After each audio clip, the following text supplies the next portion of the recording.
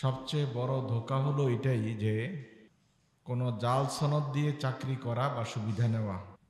আমরা পত্রপত্রিকায় দেখেছি প্রায় 60,000-এর বেশি শিক্ষক ভুয়া সনদে চাকরি করতেছে।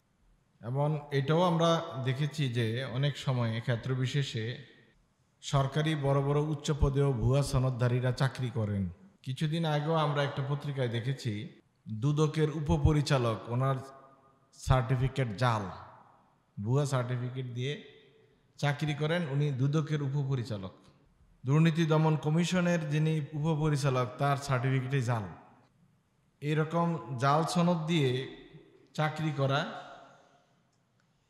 সুবিধা নেওয়া সম্পূর্ণ হারাম, অবৈধ কাজ। নিলে বেতন সহ অন্যান্য সুবিধাদি কি হালাল হবে? আলহামদুলিল্লাহ ওয়াসসালাতু ওয়াসসালামু আলা রাসূলিল্লাহ, আম্মা বাদ। আল্লাহ রসুল সাল্লাল্লাহু আলাইহি ওয়াসাল্লাম ধোঁকা দিতে নিষেধ করেছেন, প্রবঞ্চনা করতে নিষেধ করেছেন। সবচেয়ে বড় ধোঁকা হলো এটাই যে কোনো জাল সনদ দিয়ে চাকরি করা বা সুবিধা নেওয়া। আমরা পত্রপত্রিকায় দেখেছি প্রায় 60,000-এর বেশি শিক্ষক ভুয়া সনদে চাকরি করতেছেন। এবং এটাও আমরা দেখেছি যে অনেক সময় ক্ষেত্র বিশেষে সরকারি বড় বড় উচ্চ পদেও ভুয়া সনদধারীরা চাকরি করেন। কিছুদিন আগেও আমরা একটা পত্রিকায় দেখেছি দুদকের উপপরিচালক, ওনার সার্টিফিকেট জাল, ভুয়া সার্টিফিকেট দিয়ে চাকরি করেন, উনি দুদকের উপপরিচালক।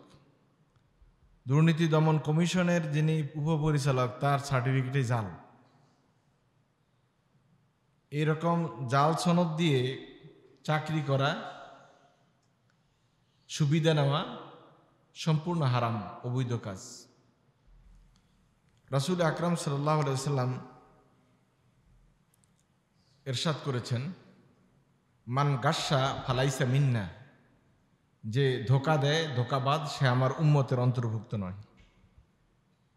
আর এই জাল সনদ দিয়ে রিজিকের ব্যবস্থা করা, এটা হলো ধোঁকাবাজির একটা উন্নত কৌশল, ডিজিটাল কৌশল হলো এটা। উসুলের কিতাবগুলিতে উল্লেখ করা হয়েছে, ফিকহের কিতাবগুলোতে, বেনাউল ফাসেদে আলাল ফাসেদে ফাসিদন, মানে একটা ভুল কাজের উপরে, ত্রুটিযুক্ত কাজের উপরে নির্ভর করে আরেকটা কাজ যখন করা হয়, তখন ওইটার ফলাফল ত্রুটি বেরিয়ে আসে। জাল সনদ করা, সংগ্রহ করা, এটা একটা অপরাধ, কবিরা গুনাহ। এরপরে যখন এটা দিয়ে আবার কিছু কামাই করতে যাবে, ওটা আরেকটা কবিরা গুনাহ। সুতরাং এটা হলো গুনার উপরে গুনাহ। জাল সনদ দিয়ে চাকরি করা, এটা হলো রাষ্ট্রের সাথে ধোঁকাবাজি, নিয়োগকর্তা কর্তৃপক্ষের সাথে ধোঁকাবাজি, অযোগ্যতাকে ঢাকার একটা প্রক্রিয়া। এটা কোনোভাবেই ইসলাম সমর্থন করে না। বরং হাদিস শরীফে এসেছে, রাসূলুল্লাহ সাল্লাল্লাহু আলাইহি ওয়াসাল্লাম বলেছেন, লা দারারা ওয়ালা দেরারা, ক্ষতিগ্রস্ত হওয়াও যাবে না, ক্ষতিগ্রস্ত কাউকে করাও যাবে না।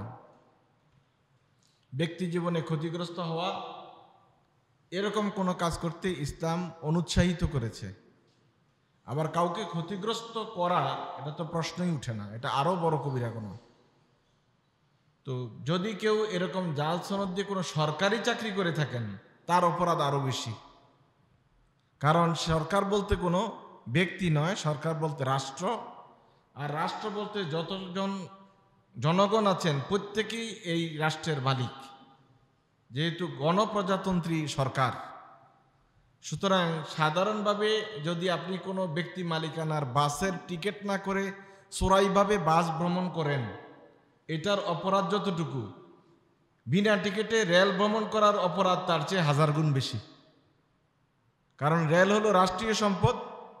আপনি যদি রেলের ভাড়া না দেন, তাহলে এই কোটি কোটি মানুষের কাছে আপনি অপরাধী, সবার হক আপনি নষ্ট করেছেন।